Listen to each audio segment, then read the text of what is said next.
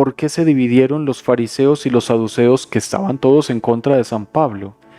Se dividieron por este asunto. Cada uno tenía su idea acerca de la resurrección. No tuvieron oportunidad para dialogar acerca de lo que la Sagrada Escritura habla. Y todas las oportunidades que tuvieron, porque por supuesto llevaban siglos de diálogo, pues quedaron arruinadas por diferentes motivos. Es muy importante entonces que para poder encontrar la unidad busquemos primero la verdad de las cosas. Yo me he puesto a pensar en estos últimos días en el tema de la mentira. Se nos enseña en la formación espiritual que la mentira te divide.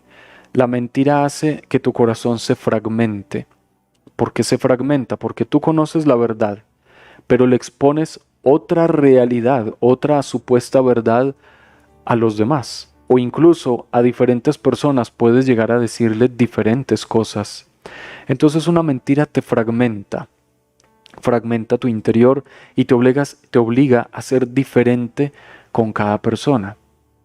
Si esto se prolonga en el tiempo, muy bien sabemos que llegarán entonces unas consecuencias muy lógicas de esta fragmentación. La primera consecuencia: la propia persona que miente y que se ve obligada a mantener tantas fachadas, tantos rostros ante los demás, termina en una crisis terrible porque cada vez tendrá que mentir más para sostener su mentira. Una mentira te obliga a encubrirla, a gastar mucho de tu concentración para encubrirla. En cambio, una verdad sale fácilmente, espontáneamente. Y aún los más grandes mentirosos de este mundo tienen pequeños destellos de verdad, en los cuales no pueden ocultar su mentira. Y ahí es donde empieza a ser descubierta cada verdad. Pero la mentira obliga a las personas a concentrarse en sostener aquella fachada. Y para sostenerla tendrán que mentir cada vez más y cada vez más. La mentira siempre obliga a hacer un esfuerzo monumental. Por eso la persona que se ve fragmentada por mentiras es una persona que termina con un cansancio psíquico, emocional y espiritual tales que termina cometiendo muchos errores en su vida. Desde la simple irritación cotidiana, cuando una persona está guardando muchas mentiras, se irrita constantemente. En cambio, cuando hay tantas verdades, pues bueno, puede ser que se irrite, pero no con cierta frecuencia, no con odio, sino la irritación normal que puede surgir por situaciones circunstanciales. Pero la mentira te lleva a un cansancio total. Entonces, a las personas que se entregan completamente a la mentira se les empieza a notar también un cansancio emocional, que es distinto del cansancio físico, distinto del cansancio espiritual. Este cansancio emocional por la mentira se nota muy fácilmente, porque la persona que miente, y aquí viene la segunda consecuencia. La primera, ese cansancio y debilidad en su ser. La segunda, la persona que está tan cansada termina aislándose. Entonces el mentiroso que se fragmenta termina aislándose. ¿Sabes por qué? Porque si con cada persona tiene que sostener una fachada diferente, para no ser descubierto tiene que aislarse de todos, poco a poco, para que nadie llegue a interrogar o a descubrir esos pequeños errores en su concentración, pequeños errores en su programación de mentira. La mentira finalmente fragmenta en las relaciones interpersonales. Fragmenta terriblemente, como estamos viendo aquí. Los fariseos y los saduceos se concentraron en defender su postura, pero no se concentraron para encontrar la verdad. Tal vez fue esto. Si nos devolvemos a las páginas del Antiguo Testamento, encontraremos diversos litigios entre fariseos y saduceos que nos cuenta la Escritura. Y en medio de aquellos litigios nos daremos cuenta, al menos hasta donde la palabra de Dios explica y expone, que estos dos grupos no se sentaron a buscar la verdad. Cada uno defendía su postura. con el prurito de considerarse poseedores de la verdad. Y ahí está el principio de toda mentira. Saber que nos adueñamos de una verdad hasta el punto tal que podemos cambiarla. Finalmente, la mentira se confunde con el pecado original, el orgullo y la desobediencia, porque llega el momento en que la realidad de las cosas no te agrada y te sientes con el poder de manipular la realidad. Te sientes también con el poder y la autoridad de cambiar las cosas a tu acomodo y finalmente incluso de llegar a negar una verdad para plantear tu propia interpretación de los hechos. Volvamos entonces a la lectura, a esta primera lectura de hoy. Los fariseos y los saduceos se enfrentaban porque no se sentaron nunca a buscar la verdad, sino a defender sus posturas. Cualquier parecido con la realidad será pura coincidencia, porque estamos hablando de esta facción del judaísmo. Y entonces no acordaron las partes, no acordaron nunca la verdad de la resurrección ni la verdad sobre los espíritus y los ángeles. Cada parte se sentó en su propio argumento. Luego hubo argumentos muy evidentes a favor de la resurrección, de los ángeles, de los espíritus, pero hubo un grupo que, con el único interés de no darle al otro autoridad y relevancia, se mantuvo en su postura, negando toda verdad. Por eso es que la mentira te conduce al orgullo, porque para poder mentir se requiere un gran orgullo, de tal manera que aunque te pongan la verdad muy de frente, tú continuarás negando. Por eso, el más orgulloso de todos, Satanás, es al mismo tiempo el padre de la mentira. Si en tu conducta o en tu corazón descubres hálitos de orgullo, entonces tienes que cuidarte, porque es probable que caigas en tus propias mentiras. San Pablo en este episodio finalmente habla de la verdad. Me acusan por creer en la resurrección. Y creo en la resurrección de Jesucristo. Era el otro punto que él iba a decir. Pero hasta allí se detuvo porque fue inteligente. Dijo, no hablaré de Jesucristo para no generar aquí una pelea totalmente contra mí. Vamos a empezar parte por parte y vamos a hablar en primer lugar de la resurrección. Por eso dice San Pablo, yo soy fariseo, hijo de fariseo, y se me está juzgando por la esperanza en la resurrección de los muertos. Es decir, me hacen injusticia porque estoy creyendo en lo que me enseñaron mis padres.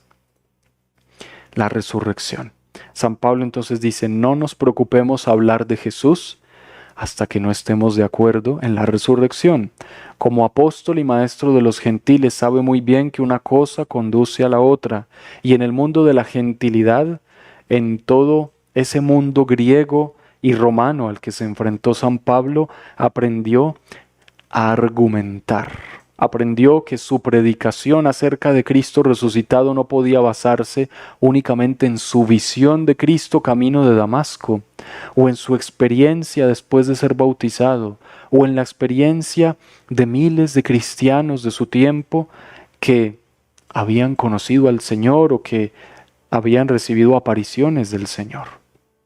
San Pablo ya sabía que para poder hablar con ese mundo tenía que argumentar razones que dejaran en evidencia una verdad y luego rezar para que el orgullo humano no fuera más grande que la evidencia que él presentaba. Y es lo que pasa hoy día. ¿Has escuchado hablar hoy día de guerras, conflictos en diferentes países de la tierra? Pues bien, ahora ya tienes una razón argumentada a partir de esta lectura de hoy. La mentira requiere una persona muy orgullosa. Los más mentirosos son los más orgullosos, en cambio el más humilde es el más sincero. Por eso la palabra te dice, busca la humildad. Abandona todo orgullo, porque si no todo se va a enredar. Este mapa de la espiritualidad cristiana en realidad parece una red con un entramado totalmente admirable. Porque si hablamos de mentira, tocamos el orgullo. Si se nos habla del orgullo, entonces también tenemos el alejamiento de Dios a través de la desobediencia.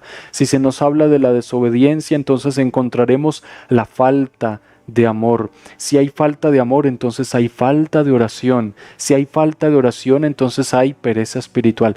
Y mira, podríamos seguir de concepto en concepto hasta que finalmente llegamos a algo central, que es lo que nos quiere señalar Jesús en el Evangelio de hoy. Y simplemente Jesús ora al Padre y dice: no solo ruego por ellos, también por los que van a creer en mí por su palabra. Y te ruego que ellos sean uno en nosotros, para que el mundo crea que tú me has enviado. Fíjense todo lo que contiene nomás este primer párrafo del Evangelio de hoy. Primero, Jesús ora al Padre pidiendo por los cristianos, por la iglesia, por nosotros. ¿Qué significa esto? Que solo de Dios Padre puede venir lo que Cristo está pidiendo, la unidad del rebaño. Unidad, palabra clave para hoy.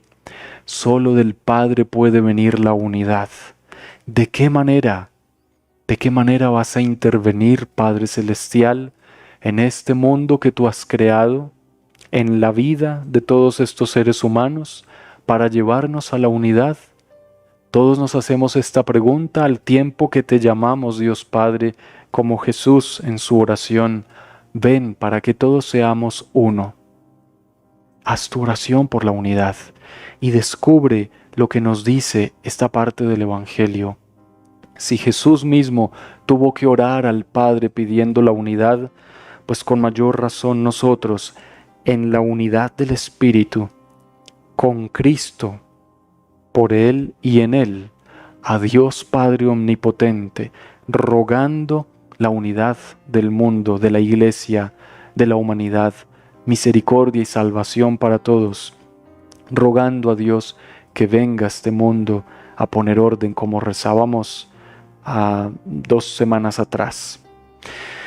Jesús ora y pide la unidad. Segundo punto, no solo ruego por ellos, sino por aquellos que van a creer en mí por la palabra de ellos. Aquí hay implícitamente un detalle de humildad. ¿Por qué?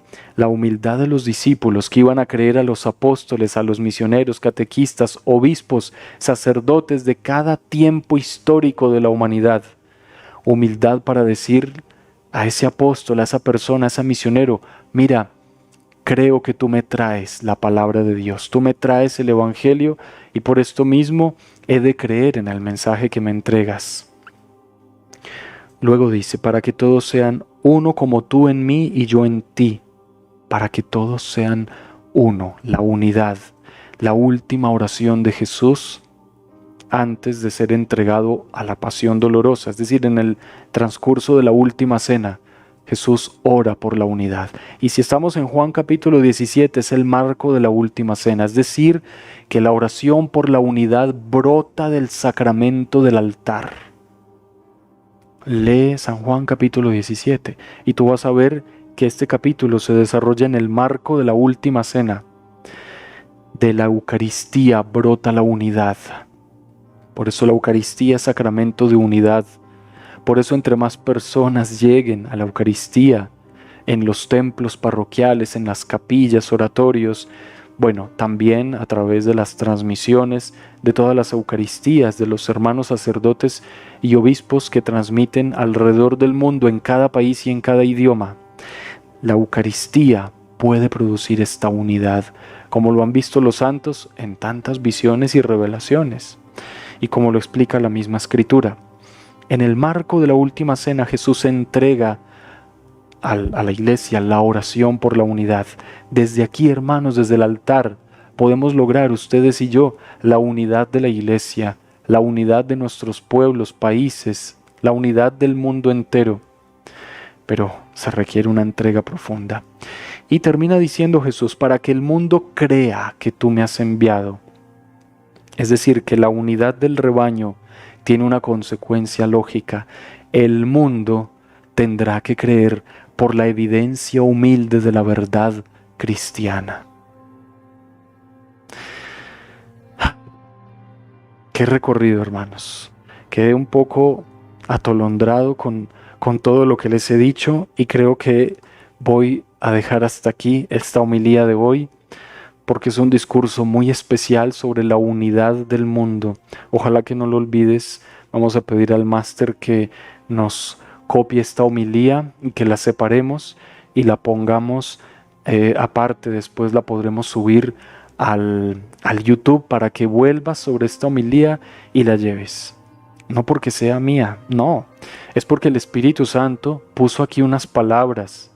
Yo mismo tendré que sentarme a ver lo que acabo de decir, porque, hermanos, creo que no era yo. La verdad, no era yo. Yo acabo de llegar, creo que era más bien el Espíritu Santo de Dios que pudo articular de esa manera el Evangelio, la lectura de hoy con lo que estamos viviendo en nuestro mundo.